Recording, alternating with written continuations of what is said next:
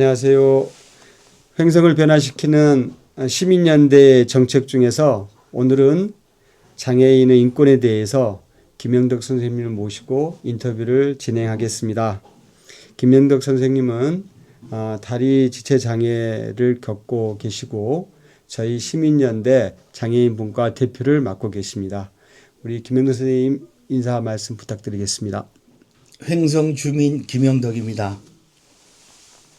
저는 장애인들의 복지 사각지대, 또 우리 장애인들의 앞으로의 활동 범위 등 오늘 이런 자리를 빌어서 말씀을 드리겠습니다. 네, 횡성의 인구의 4만 6천 명 중에서 3,500명 정도가 장애인으로 등록되어 있습니다. 세계적으로도 인구의 약 15%가 장애인이라고 합니다. 그 정도로 장애인이 거대한 존재임에도 불구하고 그러나 소수자처럼 느껴지고 있습니다. 자, 횡성에서는 이 거대한 소수자가 어떻게 대우받고 있고 또 본인의 삶을 어떻게 변화시키고 있는지 한번 들어보도록 하겠습니다. 장애인들의 불편은 이렇게 공표가 되어 있고 잘 알면서도 누가 지속적으로 건의하거나 어떤 단체에서 운동을 하거나 이런 걸 하지 않습니다. 왜? 우리 장애인 단체는 다 우리 이 기관에 속해 있습니다. 장애인이라는 이 단체들이. 거기에는 시각, 청각, 이제 대표님도 말씀하셨지만 지체 이렇게 크게 세 가지로 나누지만 그다음에 이제 정신적인 이런 장애, 또 여러 가지 발달 장애, 그 외에도 한 세네 가지에 대한 신체 부위에 대한 장애가 또 있어요. 그래서 큰 틀에서 하면 한 10여 가지에 대한 이런 현상적인 유형의 이 장애인들이 있습니다. 그런데 제일 문제는 과연 우리 고령화 사회에서 우리 횡성군이 으뜸을 강원도에서 차지하고 있습니다. 고령 인구가 제일 많은 우리 횡성군입니다.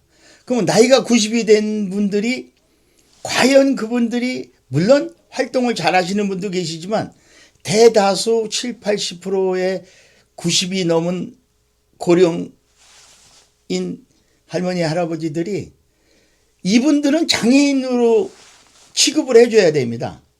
그렇지 않으면 모든 버스 타는 거 또 우리 각종 생활의 불편한 점이 자기 집에서 나오질 않아서 그렇지 또 자식들도 나오지 못하게 하고 왜? 다칠까 봐.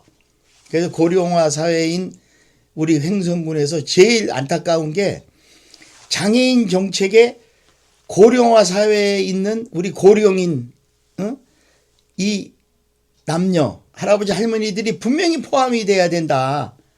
지금은 그렇게 포함이 안 되면 장애인 등록 장애인만 가지고 정책을 핀다 그러면 큰 실수가 범해진다 하는 말씀을 드리고 싶네요. 네. 네.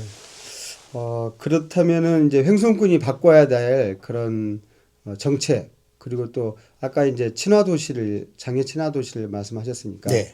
예, 개선해야 될 점이 혹시 네. 당장 개선해야 될 점이 있다고 한다면 어떤 것이 있을까요? 제가 말씀드리겠습니다. 우선 군정을 하는 군수나 다 공무원들 또 우리 군의회 의원들 그분들은 저는 인식이 아직까지 명쾌하다고 보질 않거든요.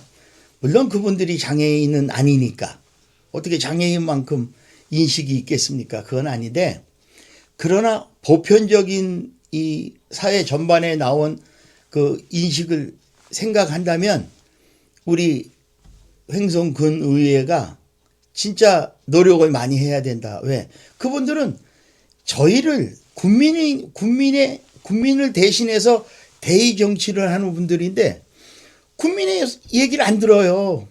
또 듣고도 한 귀로 흘러버리고 하는 이러한 행위들을 계속하기 때문에 우리 장애인 문제만큼은 군의원들이 빨리 당신네 부모들이 보면 알잖아요. 고령화 사회니까 이런 것도 그런 현상부터 장애인이다 하는 생각을 갖지 않으면 장애인 정책에 있어서 굉장한 미스가 날 것 같다. 그래서 우리 6.3 내년에 지방선거에 있어서는 군의원들도 진짜 잘 뽑아야 되겠다 하는 우리 장애인들의 다짐이 있습니다. 네. 그래서 구체적으로 좀 이렇게 변화를 요구하는 그런 정책이 만약 있다라고 한다면은 한번 사례를 한번 들어주시기 네, 바랍니다. 우선 이동권 보장입니다. 제가 전동 휠체어를 타고 다닙니다. 그걸 타고 저는 횡성역까지도 갑니다. 왜 그러냐? 그 가면서 어디가 불편한 점이 있고 경계석이 어디가 높고 낮음을 제가 조사를 하고 있어요. 제 스스로. 왜? 그건 나를 위한 일도 되지만 우리 장애인들을 이 휠체어 탄 장애인들이 이동권을 우리 아주 지도를 다시 만들고 싶은 어떻게 길에 토목공사를 할 때 아주 기본이 되는 건널목 특히 이게 보행자에 건너는 건널목마저도 턱이 있어요. 그런 거는 장애인들은 횡단보도 건널목을 건너지 말라는 얘기나 똑같은 얘기거든요. 그럼 과연 그 감독관이 우리 군에 있는 공무원들이 과연 거기까지 생각을 하고 관리 감독을 했느냐 이런 거 생각하면 아주 한심스러운 수준입니다 지금. 네, 이동권 부분도 보장돼야 되고 아까 이제 말씀하셨지만 고령화된 사회에서 여러 가지 생활상의 불편한 점들도 많이 있기 때문에 그렇죠. 이분들의 삶을 좀 윤택하게 할 수 있도록 도와줄 수 있는 그 보조 활동들에 대한 지원들이 좀 많이 있어야 된다라는 말씀을 좀 해주신 것 같습니다. 그리고 마지막으로 이제 횡성 우리 국민들이 그 장애인에 대한 인식에 대해서 좀 바꿔야 될 점이 있다고 한다면 어떤 것들이 있을까요? 네. 우리가 이제 그 뭐 신문 지상이나 언론 뭐 미디어 쪽에서 맨날 얘기하는 그 장애인에 대한 그런 이야기들은 그분들이 한 귀로 듣고 한 귀로 흘리기만 하지 마음속에 담고 있는 건 거의 없다고 보는 게 맞습니다.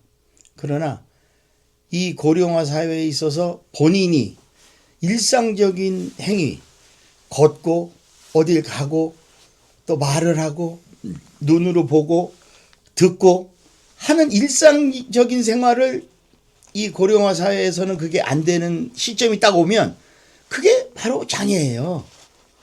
그때 돼서 느끼는 겁니다. 그때 돼서 이 장애인들이 항상 불편한 점은 우리가 태어나면서부터 장애인과 산업사회에 이끌면서 우리 농업기반사회에 이끌면서 중도장애, 교통사고 이런 장애인들하고 현격한 차이가 있어요. 그거는 이 생활 인식에서부터 태어날 때부터 장애인은 의뢰 그르려니 하고 움직이지 않고 밖에 안 나오는 게 습관화가 되어 있습니다. 그러나 70% 내지 80%가 전부 다 이제는 중도장애예요.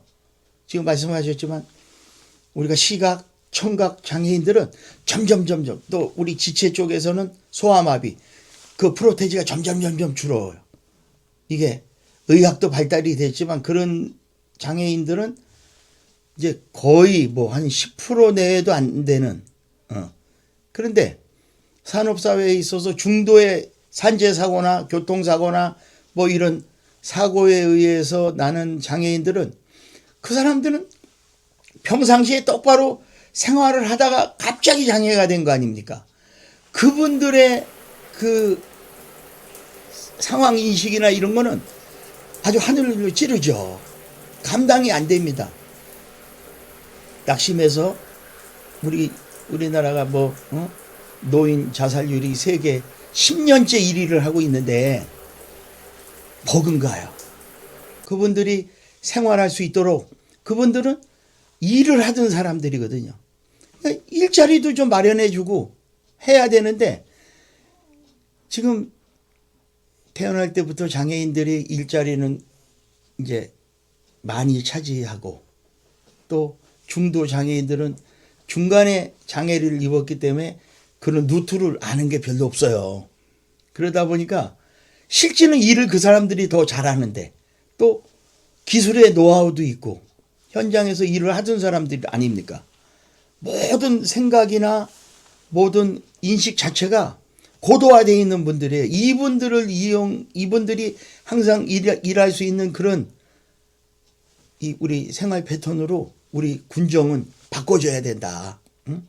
고급 인력들이 중도에 장애를 입은 사람들이 너무 많거든요. 제 눈에는 거의 그 사람들이 우리 장애인 그 유형 단체에서 그 사람들이 그래도 뭐 이런 기념식이나 이런 그 모임에 아주 앞장서서 일을 더 많이 하고 스포츠도 그렇습니다. 장애인 스포츠에도 중도 장애인들이 다 선수들이 그 사람들이 다 선수예요.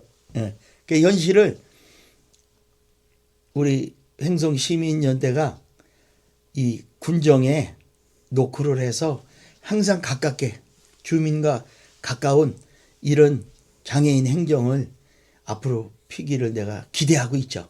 예. 저도 열심히 할 거고요. 네, 이제 IT 산업이라든가 또 이제 AI 산업이 이제 발달할수록 또 이런 장애인들이 일할 수 있는 영역들은 더 넓어지지 않을까 좀 이런 기대를 좀 해보고요. 또 한편으로는 우리가 농촌이라고 하는 조건 속에서 이 그 장애라고 하는 것은 누구나 이제 다가올 그런 자기 변화된 그런 모습이라고 좀 생각이 듭니다. 그래서 이 장애를 사회적으로 좀 해결하기 위한 그러한 개선점들을 많이 이렇게 제시를 해주셨습니다. 오늘 얘기 감사드립니다. 네, 고맙습니다. 고맙습니다. 네.